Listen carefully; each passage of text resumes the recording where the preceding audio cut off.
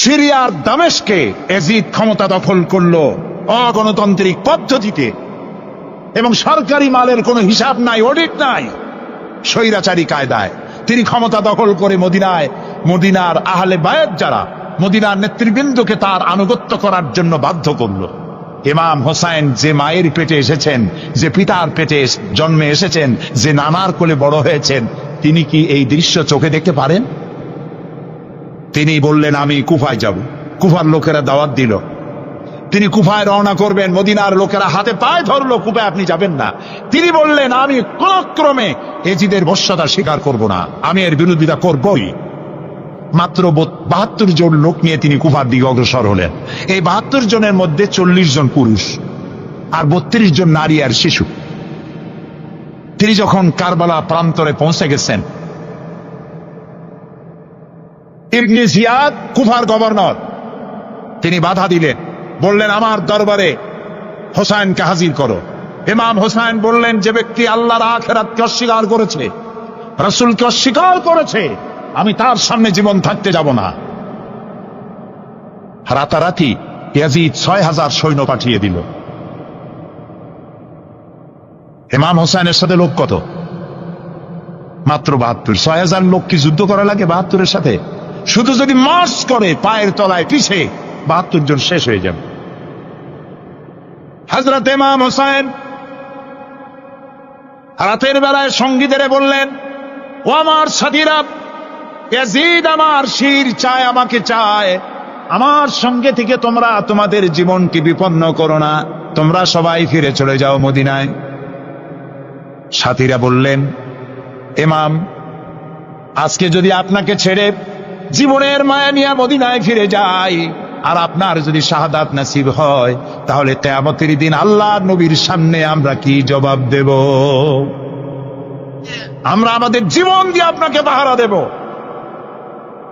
সকালবেলা যুদ্ধ শুরু হয়ে গেল। জোহরের নামাজ আসতে না আসতে 40 জন পুরুষ শাহাদাত বরণ করলেন। এখন একজন পুরুষ বেঁচে আছেন, ইমাম হোসাইন। তাঁবুর ভিতরে স্ত্রী এবং অন্যান্য মহিলাদের কাছ থেকে বিদায় নিতে এসেছেন। তোমাদেরকে আল্লাহর হাওয়ালা করলাম, আমি যুদ্ধে চলে যাচ্ছি।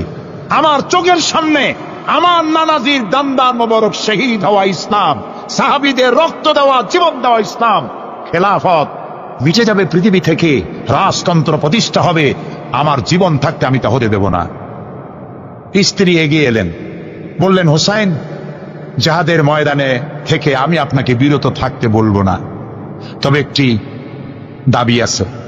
এই যে ছোট্ট দুগ্ধপোষ্য শিশু, গত কয়েকদিন হলো ঘরে খাবার নাই, পানি নাই, আমার বুকে দুধও নাই, এই ছোট্ট বাচ্চাটিকে একটু পানির ব্যবস্থা করুন।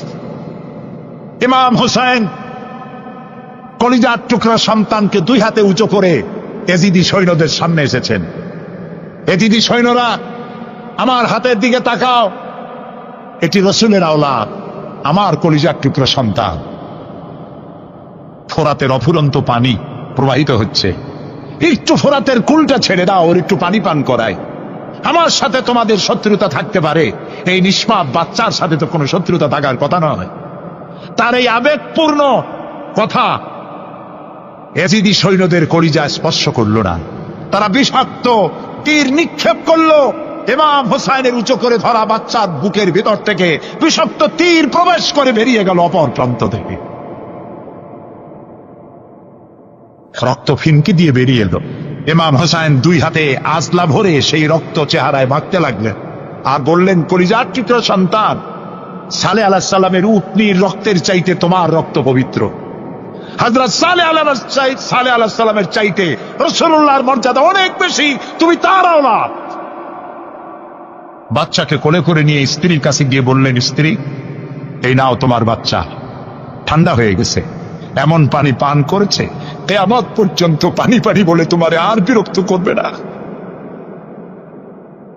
ইমাম হোসাইন লড়াই করলেন ময়দানে, বহু সংখ্যক সৈন্য হতাহত করে ফোরাতের কুল উন্মুক্ত করে ঘোড়ার পৃষ্ঠ থেকে নেমে 1 আস্তা পানি তুলেছেন, পানি পান করবেন।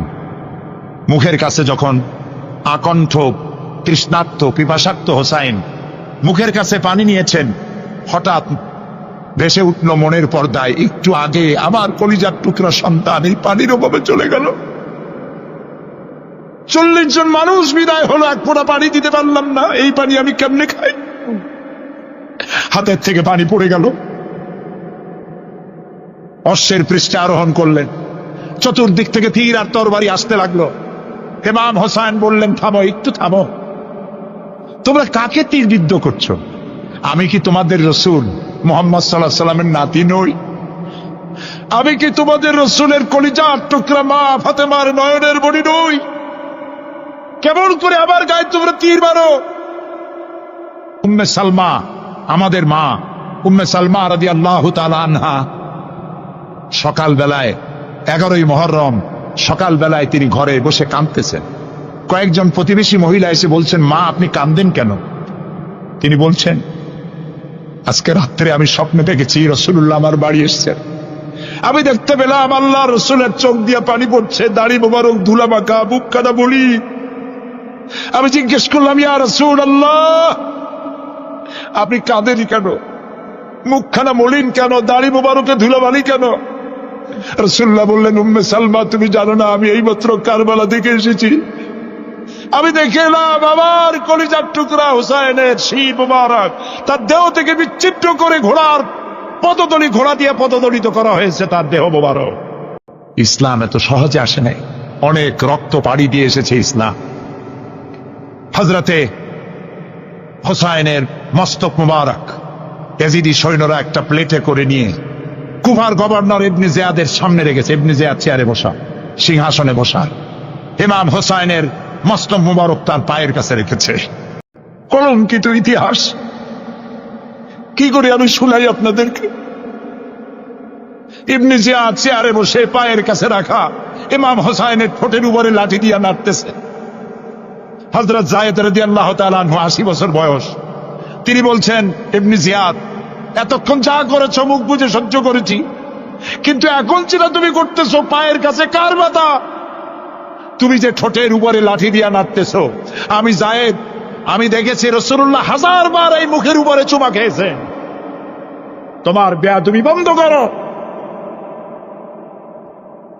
প্রিয় ভাই সব, রাজতন্ত্র নয়, পরামর্শ ভিত্তিক সমাজ ব্যবস্থা প্রতিষ্ঠার জন্য আল্লাহ তাআলা ইসলাম দিয়েছেন, দ্বীন দিয়েছেন।